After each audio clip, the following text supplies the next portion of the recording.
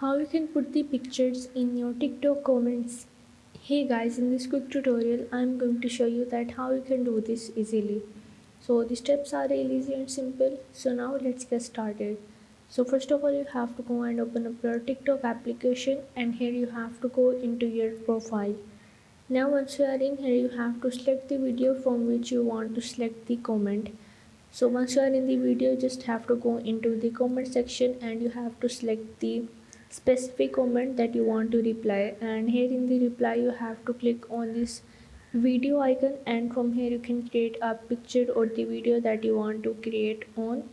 And once you create it, you just have to click on the tick, and here you can also edit this.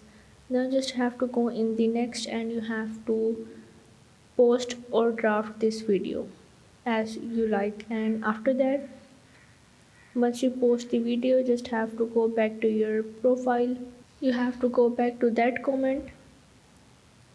Now as you can see that here is the picture with that comment.